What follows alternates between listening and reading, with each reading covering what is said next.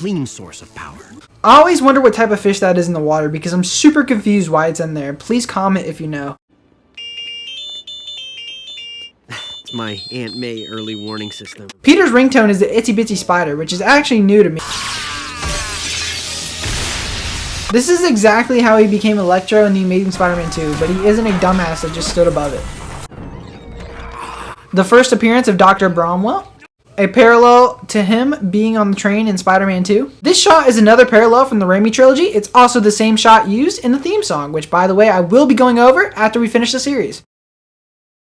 Another parallel, this is when he's chasing Doc Ock on the train. Spider-Man There's the camera again that he's supposed to get later in the series. and in action. It's not what you think! It is too, doofus. Was doofus an insult back then? Miss Allen, a moment, please.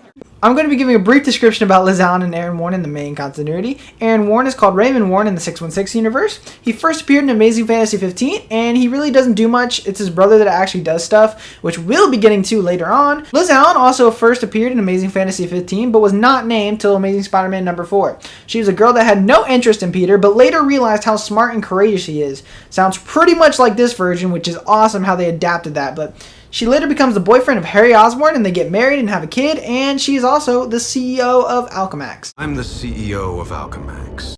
Couldn't Flash tutor me instead? I'm not sure you understand. We want your grade to go up.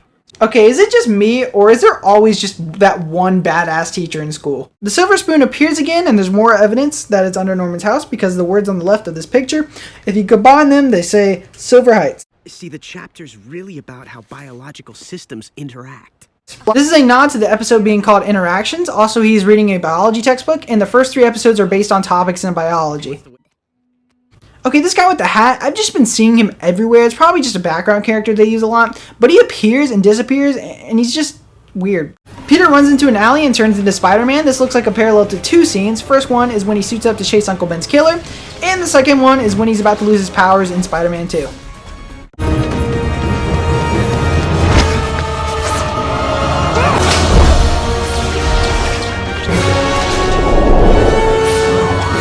Oh, I forgot to mention, these people totally see the kid go into the alley and change into Spider-Man. Perfect. Yeah, I mean, we're trying to follow through on everything as it makes sense. You know, this idea of, on the one hand, May respecting Peter and having trust in him and faith in him and knowing he's a good kid, but still feeling like, look, I'm the parent here, and we're going to set some rules, and you've got to stick by those rules. And so you've got to call in, and if you don't, I'll be calling you, and I'll expect you home at a certain time unless you've called, that kind of thing. And some of that literally comes out of my relationship with my parents. I mean, I was a good kid, and my parents trusted me, but, there were rules, and the rule was, for me, the rule was if I wasn't home by midnight, I had to call. It was okay for me to be out later than that, but I had to call.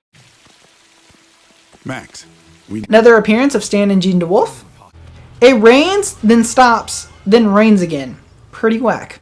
That other fish is nowhere to be seen. It has magically disappeared. He almost says the exact same thing that Dr. Connor says in the beginning of the episode. In nature, everything is connected. As scientists, we explore and expand upon those connections. As people, we should do the benefit of society. We already see Gwen showing affection towards Peter. She got jealous.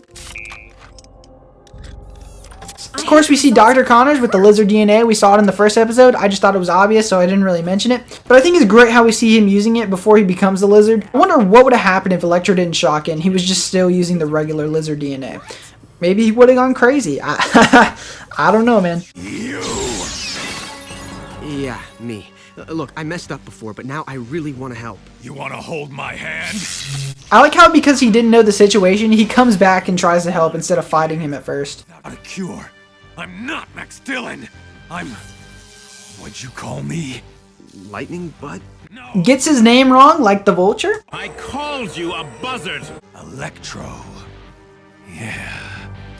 I'm Electro. Electro first appeared in Amazing Spider-Man number 9. Max Dillon was a landmine. Max Dillon was a lineman for an electric company. One day there was this guy named Harris who got stuck on a pole, and his boss told him he needs your help, but he said he wouldn't do it for free. So his boss said, alright, I'll give you $100. He helped the guy on the pole, and he got struck by lightning, and he became Electro, because comics. When they say in nature everything's connected, maybe they're referring to Electro accidentally shocking the lizard formula and turning Dr. Connors into the lizard. Okay, I think he should have gotten electrocuted right there because he does it when he's trying to web him earlier. We see the metal tower say WEUB. I couldn't find any information on what it might stand for. It's probably nothing, but if it stands for something, let me know. Yes, Electro's weakness is water. That is pretty lame, but Electro's still a cool villain, except that one. It's my birthday. Now it's time for me to light my candles. You can't control everything. Trick is to never stop trying. Me trying to get a season 3. This was a great episode. We see Peter having to face the trouble of him having to get home at a certain time, which I've never seen any other superhero that's had to do that. And it's great that Greg Weisman added that because of his own curfew. Also, I enjoy that we see Liz Allen starting to like Peter more, and we also see Eddie Brock take them big risk, and we see Dr. Connors taking more of that formula, which is a great setup. Also, Crispin Freeman, sorry if I pronounced your name wrong, was great as Electro. I loved him as Roy Harper and Young Justice as well. He's just great. I mean, all of the voice actors were great in this show. I'm not saying it was just him, but damn. He was a great choice for Electro. Also, Electro's design is so great. It's so hard to make that design look cool, and they did it really well. There wasn't really any problems with this episode. It was just a great episode. I give it a 9 out of 10. Now you lost. Well guys, bad news. So I'm probably going to be just uploading these videos once a month because they just take too long. Plus it's easier for me when I have school. So hopefully I can keep going on like the monthly streak, I guess. I do actually want to try to upload at least twice a month. So I might have a smaller video or something. So that's what I want to do. But, you know, I suck at promises, and so I'm not making a promise. So yeah, anyway, hope you, bye. I don't know. What am I saying? You're a freaking nerd!